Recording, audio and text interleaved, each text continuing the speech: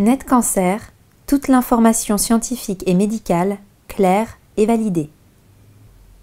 Quels sont les résultats qui vous semblent les plus signifiants sur ce médicament?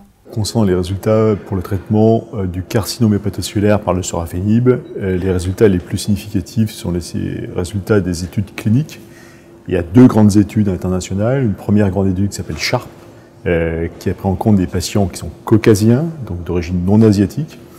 Et c'est le premier médicament qui a démontré que pour les carcinomes hépatocellulaires avancés, c'est-à-dire qu'ils ne sont pas traitables à visée curative par transplantation, par chirurgie ou par radiofréquence, ni même chimio-embolisation à moindre degré, eh bien c'est le seul médicament systémique qui a démontré un effet bénéfique sur la survie des patients. Et la deuxième étude clinique qui a été également très significative et qui a confirmé la première, eh bien c'est l'étude Asie-Pacifique et qui a montré des résultats également significatifs en termes de survie pour cette même population de malades.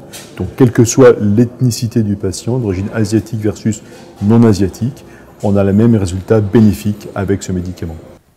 Dans votre expérience, quels sont les principaux effets secondaires? Alors avec le sorafenib, il y a plusieurs types d'effets secondaires, comme avec tous les médicaments anticancéreux, avec de nombreux médicaments en général.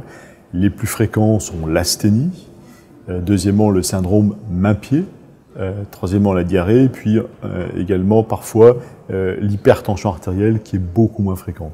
Comment prenez-vous en charge ces effets secondaires? La prise en charge de l'asthénie, il y a une part psychogène, donc il faut encourager le patient à poursuivre le traitement.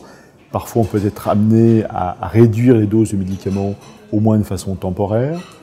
En ce qui concerne le syndrome main-pied, c'est une hyperkératose au niveau de la paume des mains et de la plante des pieds, que l'on prévient, c'est-à-dire avant de débuter le sorafenib, on demande au patient d'appliquer matin et soir une pommade émolliente afin d'hydrater la peau en profondeur des mains et des pieds. Si malgré ce traitement préventif, ce fameux syndrome main-pied survient, eh bien, on est amené à donner des pommades beaucoup plus fortes qui vont permettre de tenter de faire disparaître ces lésions hyperkératosiques. Parfois, ce n'est pas suffisant et on peut être amené à réduire les doses de sorafenib, voire de l'interrompre de façon temporaire, quitte à le reprendre dans un deuxième temps. Et on sait très bien que des effets secondaires qu'on avait une dose précise de sorafenib eh bien, peuvent disparaître lorsqu'on arrête le sorafenib et ne pas réapparaître lorsque l'on reprend le sorafenib à la même dose.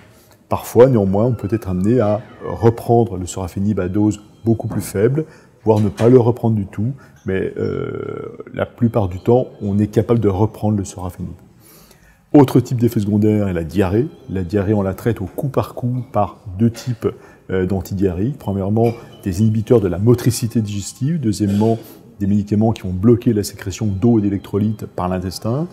Lorsque le traitement au coup par coup n'est pas suffisant, eh bien on va demander aux patients de prendre de façon systématique ces médicaments antidiarrhéiques et de trouver la dose minimale efficace qui sera spécifique à chaque patient. Concernant l'hypertension artérielle, elle est présente dans 20% des cas des patients sous sorafenib traités dans le cadre d'un cancer du rein. Lorsque l'on parle du cancer primitif du foie traité par sorafenib, eh bien la prévalence de cette hypertension artérielle est d'environ 8 à 10%. Et lorsqu'elle survient, elle est la plupart du temps contrôlable par des traitements classiques de l'hypertension artérielle.